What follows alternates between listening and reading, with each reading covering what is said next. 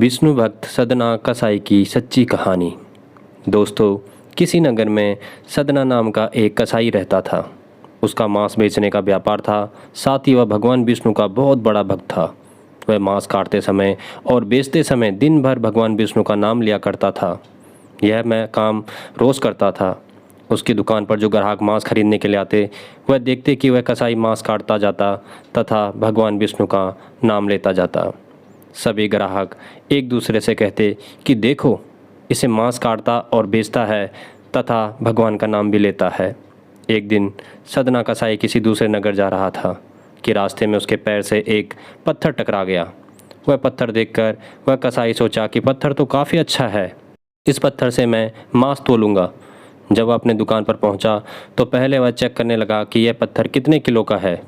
उसने एक तरफ 1 किलो का बाट रखा तथा दूसरी तरफ वह पत्थर रखा। दोनों का भार समान था। इससे सदना को पता चल गया कि यह पत्थर 1 किलो का है। अब जो भी ग्राहक सदना कसाई के पास मांस खरीदने आते, वह मांस उसी पत्थर से तोलता। आश्चर्य की बात उसको तब लगी जब कोई भी ग्राहक मान लो 2 किलो मांस खरीदता है तो वह पत्थर 2 किलो का हो जाता है। कोई 3 किलो का मांस खरीदता है तो वह पत्थर 3 किलो का हो जाता है। यह बात पूरे नगर में फैल गई कि सदना कसाई के पास एक जादुई पत्थर है। जब यह बात उस नगर में मौजूद एक ब्राह्मण को पता चली तो वह सदना कसाई की दुकान पर गया।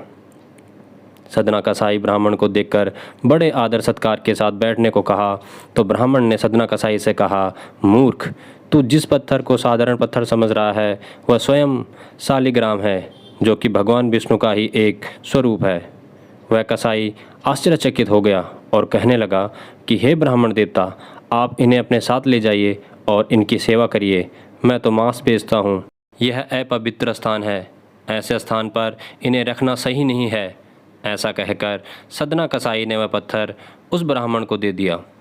वह ब्राह्मण उस शालिग्राम पत्थर को अपने मंदिर में ले जाकर गंगा जल से शुद्ध करने प्रतिदिन उनकी पूजा करने लगा। ऐसे कई दिन बीत गए। एक रात भगवान विष्णु उस ब्राह्मण के स्वप्न में आए और कहने लगे कि हे ब्राह्मण, तुम शालिग्राम पत्थर को उस कसाई के पास वापस दे आओ। ब्राह्मण बोला कि हे प्रभु, क्या मुझसे कोई गलती हो गई है? इस पर भगवान विष्णु ने कहा, वह मांस बेचता है तो क्या हुआ, वह दिन भर मेरा नाम जपता रहता है। उसकी इसी भक्ति भावना से प्रसन्न होकर मैं उसके पास गया था। अगले दिन सुबह उठकर वह ब्राह्मण उस सदना कसाई के पास पहुंचा और सदना कसाई को स्वप्न वाली पूरी बात बता दी और अपने किए की माफ़ी मांगने लगा। यह सुनकर सदना कसाई की आंखों में आंसू आ गए। उसने कहा कि यदि मेरे प्रभु को कीर्तन पसंद है तो मैं मांस बेचने का धंधा बंद कर दूंगा। सदना कसाई मांस बेचने का धंधा बंद कर उनकी पूजा अर्चना करने लगा। आगे चलकर ही सदना कसाई भगवान विष्णु का बहुत बड़ा भक्त बना।